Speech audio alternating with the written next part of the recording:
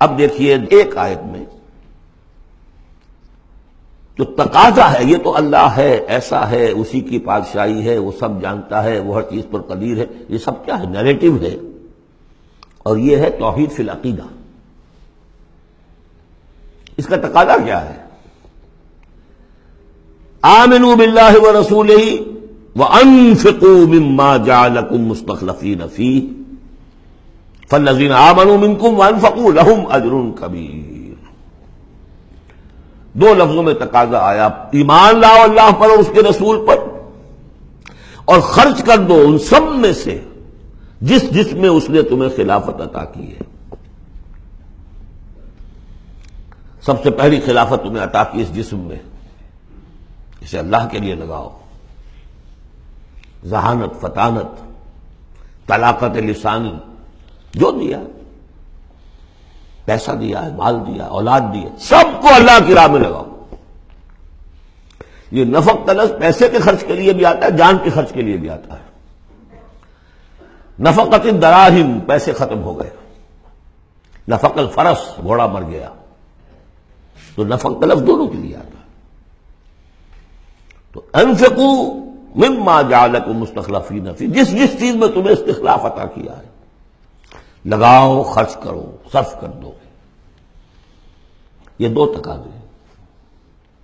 اصل میں یوں سمجھیے کہ جو سورہ حجرات میں دو تقاضے آئے تھے، آمنوا باللہ ورسولہ، سورہ حجرات میں آئے تھے انما المؤمنون الذین آمنوا باللہ ورسولہ ثم لم یرتابوا وجاہدوا باموالہم وانفسہم فی سبیل اللہ۔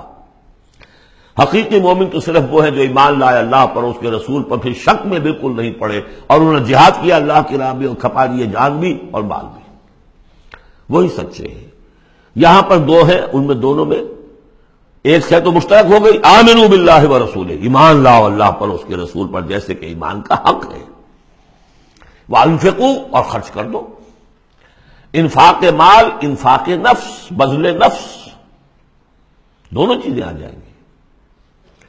مما جعلکم مستخلفین فیہ، اب اگر یہ دو کام کر دو تو تمہارے وارے نیارے ہیں، تم کامیاب ہو۔ فالذین آمنوا منکم وانفقوا لہم اجر کبیر، تو جو تم میں سے یہ دو تقاضے پورے کر دیں، ایمان لائیں جیسے کہ ایمان کا حق ہے، یقین والا ایمان، اور انفاق کر دیں، خرچ کر دیں، لگا دیں، کھپا دیں، اپنے آپ کو بھی اور اپنی تمام جو بھی کچھ اپنی ملکیت ہے، جو ساز و سامان ہے، لہم اجر کبیر۔ اب دیکھیے نظم، دیکھیے اب دو آیتوں میں وہ ڈانٹ کا، ڈپٹ کا، زجر کا معاملہ ہو رہا ہے۔ وَمَا لَكُمْ لَا تُؤْمِنُونَ بِاللَّهِ، تمہیں کیا ہو گیا ہے، کیوں نہیں ایمان رکھتے اللہ پر؟ وَالرَّسُولُ يَدْعُوكُمْ لِتُؤْمِنُوا بِرَبِّكُمْ، جبکہ ہمارے رسول محمد صلی اللہ علیہ وسلم تمہیں دعوت دے رہے ہیں، وہ ابھی موجود ہیں تمہارے مابین، تمہیں کیا ہو گیا؟ وہ تمہیں دعوت دے رہے ہیں کہ تم ایمان رکھو اپنے رب پر۔ وَقَدْ أَخَذَ مِيثَاقَكُمْ، اور دیکھو تم سے عہد لے چکا ہے تمہارا رب۔ اگر تم ایمان کا دعویٰ کرتے ہو تو عہد در عہد، ایک عہد تو تم کر کے آئے تھے، أَلَسْتُ بِرَبِّكُمْ قَالُوا بَلَىٰ، پھر ایک عہد تم نے کیا سَمِعْنَا وَأَطَعْنَا، پھر تم نے عہد کیا ان اللہ اشترى من المؤمنین انفسهم واموالهم بان لهم الجنہ، بیع و شرع ہو چکی ہے۔ وقد اخذ میثاقکم، وہ تم سے عہد لے چکا ہے، ان کنتم مؤمنین، اگر تم حقیقتاً مومن ہو، دعویٰ تو کر رہے ہو ایمان کا۔ ساتھ ہی اب راستہ بتا دیا، اگر تم اپنی گریبان میں جھانکو اور محسوس کرو کہ وہ یقین والا ایمان تو نہیں ہے، اندر تو کچھ خلاصہ ہے، اللہ کرے کہ ہمیں اس کا احساس ہو جائے، اپنی گریبانوں میں جھانکیں۔ اسلام تو ہے، اللہ کا شکر ہے، جو یہاں آئے ہوئے ہیں، دور دور سے آئے ہوئے ہیں، تو اسلام تو ہے، روزہ نماز تو ہے، لیکن اپنے اندر جھانکے وہ ایمان، یقین والا ایمان۔ اگر احساس ہو جائے کہ نہیں ہے تو معلوم ہونا چاہیے کہاں سے ملے گا یہ۔ هو الذی ينزل على عبده آیات بینات لیخرجکم من الظلمات الى النور، وہی تو ہے جو اپنے بندے پر صلی اللہ علیہ وسلم یہ آیات بینات نازل کر رہا ہے تاکہ نکالے تمہیں اندھیروں سے روشنی کی طرف۔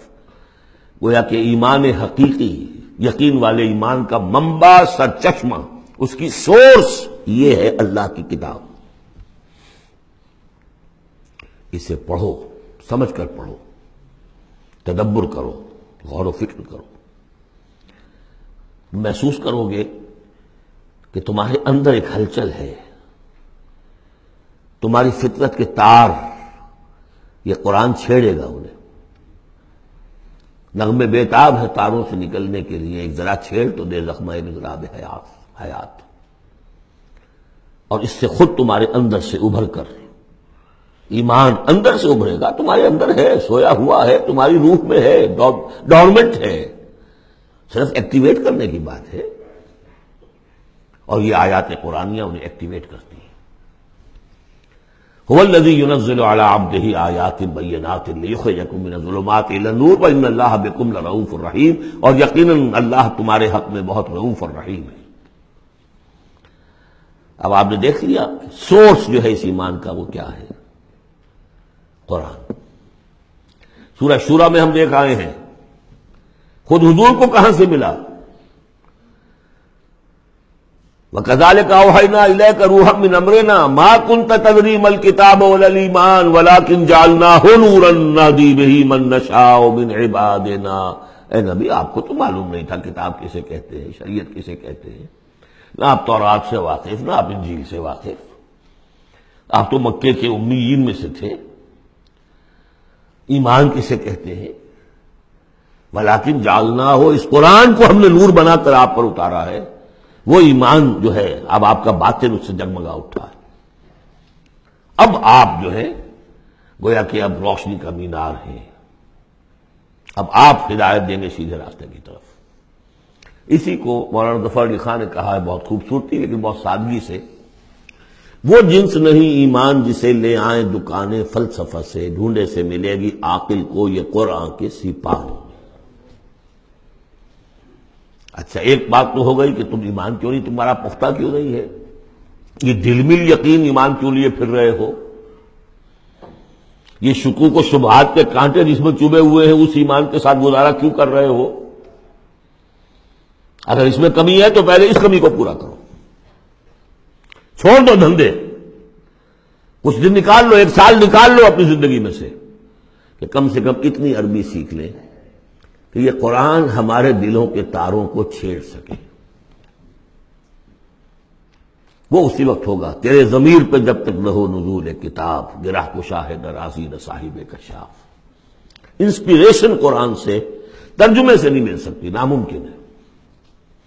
مفہوم سمجھ لیں گے، دماغ میں کچھ چیزیں آ جائیں گی، لیکن وہ جو قلب کو متحرک کرنا ہے، اس کو انسپائر کرنا ہے، وہ اسی وقت ہوگا۔ اب دوسری